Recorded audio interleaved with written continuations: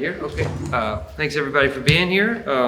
Still a lot of work to do in session. Obviously, bearing down on a budget. I don't know if it's going to be fight, non-fight, whatever it might be, but budget usually brings some high emotions in the chambers when it comes up. And clearly still trying to figure out when the FRA is going to be brought up. First bill on the calendar in January still has not had any debate. I would say substantive debate, but I don't think we've had any debate on an FRA other than casual comments during other filibusters or whatever it might be.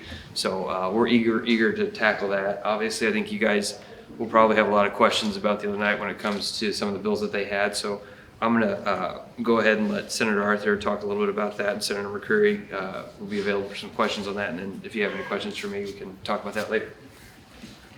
I'm glad that we ended the week on a high note by passing the child marriage bill. It was a bipartisan effort. I appreciate Senator Thompson Reeder's commitment to getting this bill through the chamber. I was surprised that it passed without too much controversy, and at the end of the day, it's a good thing for kids, and particularly young girls and women. So happy to work on that, and happy to see that leave the chamber with a strong vote of bipartisan support. So as you know, we had an over 11-hour filibuster this week. The Senate Democrats were proud to stand up for providing basic health care coverage like STD screening and treatment, wellness exams, cancer exams, that kind of thing. This debate is more pertinent than ever because as we have been in session this week, we saw the Florida Supreme Court upheld that state's abortion ban. This is all in the last 2 weeks. Florida Supreme Court upheld that state's abortion ban. In the state of Arizona, as we were standing up for basic health care coverage, the Arizona Supreme Court ruled that the state can enforce an abortion ban that was put in place in 1864. 1864. And besides it upholding an abortion ban, that language also says that women who have abortions can be put in jail. And then here in Missouri, we're not even talking about abortion. Republicans continued their all-out assault on access to health care, birth control, cancer screenings, STI diagnosis and treatment. And we stood for more than 11 hours and debated this issue for 11 hours this week, but quite honestly, this has been a debate that's going on for months, if not years. It's part of the reason many of us got involved in politics to begin with. And it became clear this week, after this 11-hour debate, that the Senate Democrats could not find 8 Republicans to change their mind in the state Senate. All we needed was 8 people to say, hey, you know what? Having access to birth control actually reduces the number of unintended pregnancies and could actually reduce the need for abortion. We could not find 8 Republicans to do that. So this November, what's going to happen is more than 1 million Missourians are going to have to turn up and vote and tell the Missouri legislature that they're wrong on this issue, and we're going to have to make our voices heard at the ballot box. So this issue, we've tried several times this session. I think it's very obvious now that this issue is now in the hands of Missouri voters. Was there a vote on your IVF amendment? No, there was no vote. The bill handler pulled the Senate sub that my amendment was on before we could bring it to a vote. And I think it's because they're scared to vote on that because they know that they're on the wrong side on that issue. The Republican politicians are on the wrong side of that issue. But out in the state of Missouri, there are plenty of very conservative Republicans who use in vitro fertilization and other fertility treatments. And these folks are scared. They're scared to let their true beliefs show, which is why they did not want to vote on that in vitro fertilization amendment. Would you have liked to see that amendment come to a vote? Of course I would, but it's not about a vote. This is not about show personship. This is about putting protections into state law so that Missourians have certainty that if they're in the process of IVF right now, that somebody's not going to challenge something in the courts and physicians get scared to provide this treatment. We don't want what happened in Alabama to happen here in Missouri, which is why all of the Senate Democrats are so determined to put these basic protections in place. When Senator Coleman brought up her new substitute, and was your shift in the filibuster. I know you said it was a start, but ultimately the filibuster ended. Why did the filibuster end? It ended because we have been debating this issue for decades, quite honestly. And in this whole defunding health centers movement, we were seeing no movement at all. It was late at night, it was maybe 12:30 at night, and we realized that no matter how long we stood, that we would not be able to find 8 courageous Republicans to stand up for basic health care, including access to contraception, which everybody knows reduces unplanned pregnancies. So we could not find 8 people, 8 Republicans, to help. This week we saw former President Trump put out that he believes that it should be a state issue, and that it's kind of the first time that he's spoken out about this. How do you think that that could possibly change the Republican side of things heading into this year's election? Well, former President Trump is who created this mess for us by loading up the court with people who said that they would support Roe versus Wade, but then the second they had a chance to overturn Roe versus Wade, they did. And that led to the Dobbs decision in June of 2022. So Trump created this mess, and now Trump and the Republican Party are trying to figure out a way to get out of this. Kellyanne Conway has been screaming at the top of her lungs to Republican politicians that they're on the wrong side of abortion, they're on the wrong side of access to contraception. But when Trump and other Republican politicians say it's a states' rights issue, this is actually a reproductive rights issue. This is a women's rights issue. And I think when we see what happened in the Florida Supreme Court and the Arizona Supreme Court, that the courts are not on our side. The power is now in the hands of the people, and they're going to have to make their voices heard at the ballot box, because politicians should not be involved in healthcare decisions, including access to abortion. Republicans have tried before to defund Planned Parenthood. It has been through the budget and then ultimately been struck down in the courts a couple times before. Are you anticipating it going to court again and possibly some ruling from the Supreme Court? It has to go to court again because there are over 30,000 people depending on Planned Parenthood health centers throughout the state for access to basic health care. A lot of people, the only time they go to the doctor is when they go to a Planned Parenthood health center. So we have to continue to stand up for those people that are on Medicaid. And quite honestly, why should all of us that have insurance, we would be offended if someone said, well, you have insurance, but we're not going to let you go to this health center, even though it's, walkable, it's on the bus route, it's close to where you work. We should be equally offended that we're trying to tell working people, low-income people that have health insurance through Missouri Health Net that they're not good enough to make their own decisions about where they go for health care. Do you think the change being in statute changes anything versus the budget? It might, but it'll be up for the courts to decide, and I'm certain that Planned Parenthood and others will take this all the way to the court because they are standing up for access to quality, affordable health care at the place of their choosing, and I hope it does go to court, and I think we'll be victorious. Senator Arthur, I want to ask, in this conversation of Planned Parenthood debate the other night, was there any part of maybe a compromise of if you guys let this through, child care tax credits could come up? Is that part of the conversation at all?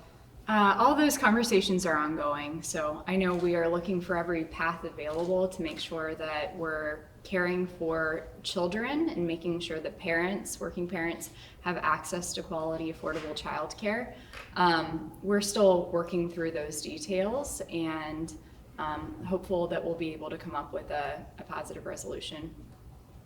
On the bill ending child marriage, do you believe that has enough momentum to get through the House with about 5 weeks left? 5 weeks is a ton of time, and I know that there's a great House sponsor who is really passionate about this topic as well.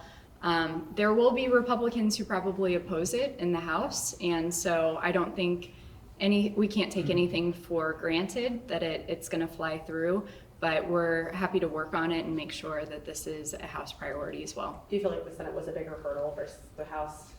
Senate always feels like a bigger hurdle than the House, so that's my expectation.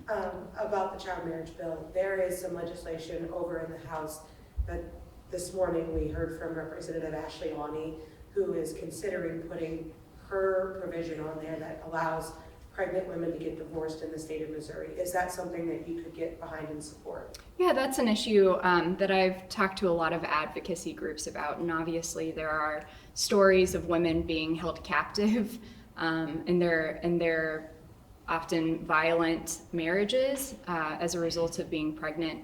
I think that issue, just from a legislative standpoint, and I don't want to bore you all with the details, I think it's a little a little more nuanced than maybe some of the general conversation would lead you to believe. So we're happy to work through those details, and I think her heart is absolutely in the right place, and that is definitely something that should be discussed.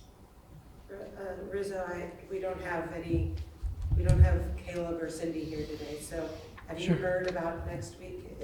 Could Well, there be the FRA on the floor? Yeah, I mean, look, I mean, you're definitely getting to a time crunch when it comes to the budget. I think inadvertently, when you talk about the budget, you clearly have to talk about the FRA, right? I mean, it's a $4.5 billion part of the budget. So if you have it, you obviously are balancing a budget that way. If you don't have it, you're going to have some draconian cuts that you're going to need to do. But one way or the other, the issue needs to get resolved pretty quickly so that we can figure out what that budget's going to look like, or the numbers that they have available to work with. So yeah, I think that, you know, the clock's ticking, and they should definitely. I would have brought it up well before April, but that's a different story altogether. But I think there is a sense of urgency to figure out one way or the other what the FRA is going to do or not do this year. Sorry I came in late, so I might have missed this, but what was the agreement reached that allowed the vote on the Medicaid and Planned Parenthood bill to come to a vote? Sure. Senator McCreary kind of spoke about it earlier, but I'll just say, you know, this is a vote. This is an issue that's going to be decided by the people, right? This is an issue that we as Democrats have felt strongly about for a very long time. Obviously, the numbers aren't where we would like the numbers to be in the chamber.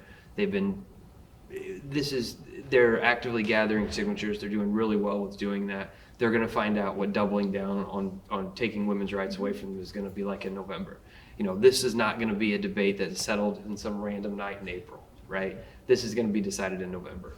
And I think they're going to really be shocked. There might be the only people that are shocked when the results come out in November, because this state, this country, and overwhelming people in Missouri want women to have control over their bodies.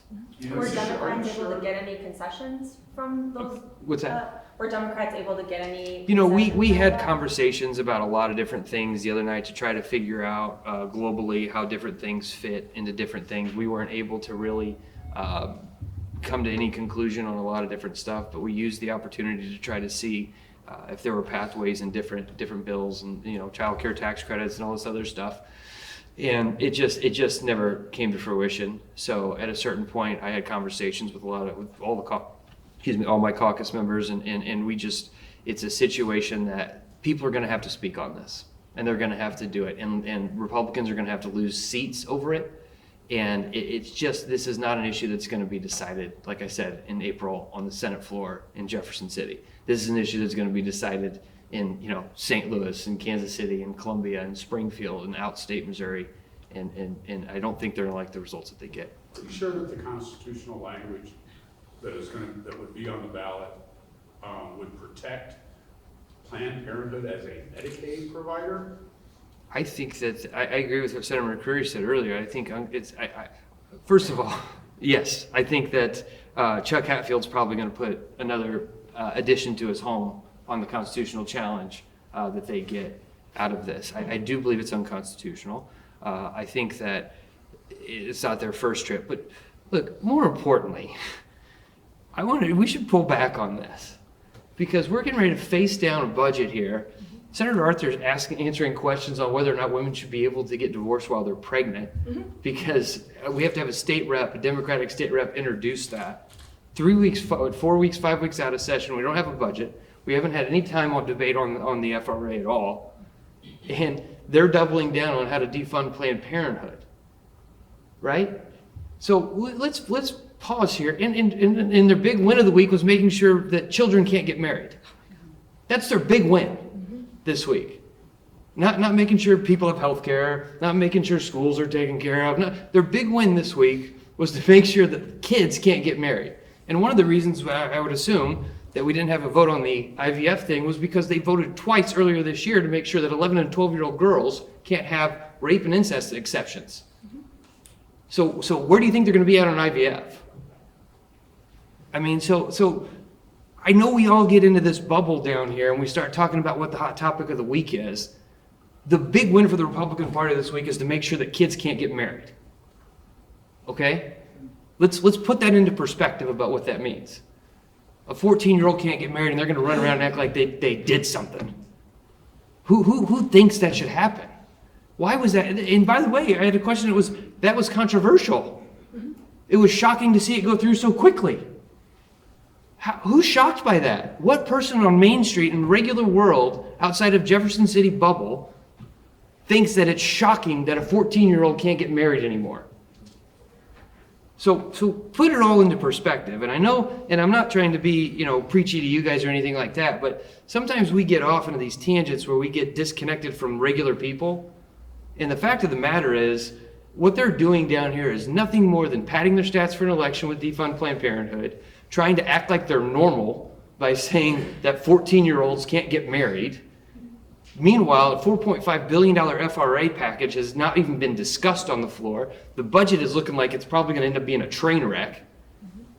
The House is having to introduce legislation to make sure pregnant women can get divorced. I got a budget question. Sure. There's a lot of money that was put in the ARPA bill 2 years ago that hasn't been spent because of a requirement that local agencies, cities, school districts provide a 50% match for the money. And there are school districts that won't be able to use the money because they can't come up with their match. There are cities that have water projects that won't be able to use the money because they can't come up with their match. What should be done in the budget should the match requirement be removed? Should the state provide out of general revenue surplus the other 50% of these projects? What's the solution? It's really hard to make a general statement about that and not look at project by project, but I think that would probably be the next step is to look at each project and see how essential it is when it comes to the match or not come to the match. I would argue that when it comes to schools and things that you're talking about, they should probably just get rid of the match and let them go to work and do what they need to do. But I don't want to generalize, that they should do that everywhere. I understand it's an issue by issue, project by project. That's how I would do it. Like I would not create some carte blanche. Oh, you're not spending the money because you need a match, so we're just going to give it to you. I'd probably look at it project by project. The universities, colleges and university projects, when they couldn't come up with a match, that's what the legislature has done, has provided that other side, half of that match, or given them a second project if they happen to have a match. Sure. So I wouldn't be opposed to that on a project by project basis, making sure the money was spent properly. I know you just You're fine.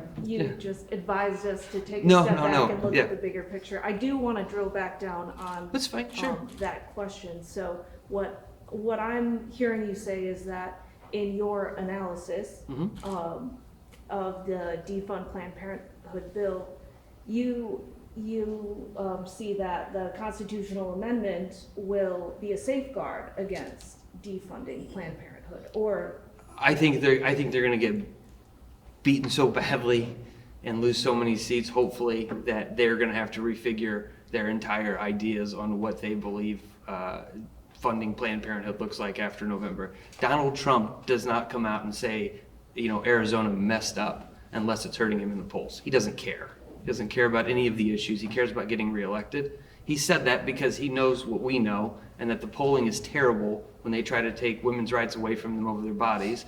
And so he's trying to backtrack, and he's trying to figure out how he can get reelected. So he's going to say and do whatever he wants to do because he's a charlatan, and that's what he does.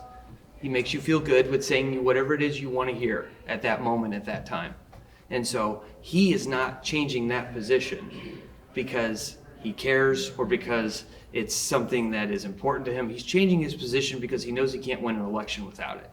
They're passing defund Planned Parenthood things because they feel like they can't win their primaries without it. It has nothing to do with other than women are a punching bag for them to win elections. That's it. It keeps them in power. It allows them to push down on people that they don't have clearly a lot of respect for. And then it allows them to run on, saving lives in their primaries where it matters. And in the general election, I think it's going to be a very different conversation when it becomes goes to a vote of the people of whether or not women think that they should have rights over their body. I'm pretty certain that they're going to want them. Senator Coleman filed a bill to repeal the tax on groceries. 13 different House members from every part of the political spectrum filed a similar bill. It hasn't moved at all, hasn't even referred to a committee over there. and it doesn't appear to have very much movement over here either. Yet, corporate income taxes did pass. Can you kind of speak to that juxtaposition and whether or not there's any priority for that grocery tax? Sure, I mean, it shows their priorities. They'd rather give money to business than a single mom who's trying to buy milk. I mean, that's what it comes down to, is they'd rather give corporate tax cuts than make sure that, a mom trying to make ends meet for the week has a little more money in her pocket and pays a little less taxes. They're in the supermajority. They can hit the gas pedal anytime. I have this conversation with my caucus all the time because we have to be able to walk on eggshells to figure out how this works, because at any moment they could slam the gas down and run over us. So, they have the ability to bring up whatever they want, whenever they want, whatever it looks like. Oh, go ahead, My Emily. quick question was Yep. just about, do you think the FRA needs to go before the budget? Look, yes, if it were me, I would make sure that we had a $4.5 billion hole or surplus, whatever you want to call it, resolved before we started to balance the budget. I don't know any regular person in their right mind that would balance their home budget without knowing whether or not the paycheck was coming next week. That's what it comes down to. It's budgeting on a massive level, and it's way more difficult than what you would see in a normal situation of a household, like when my wife and I sit down and figure out, what we're doing with the kids in the summer, right? But it's still a similar thing. You don't spend money, that is when it's gonna create a huge hole in the budget. You either have it to spend or you don't. And if you don't, then there's gonna be draconian cuts, because we have a constitutional duty to balance the budget, which we do every year. And we should all be very proud of that. I'm very proud of that in my 14 years, that we've never challenged that or had an issue with that. But, you have to know whether or not you're gonna have this huge hole in the budget or if you're not. So, Thank you. thank you. Also regarding the budget, sorry. You're right.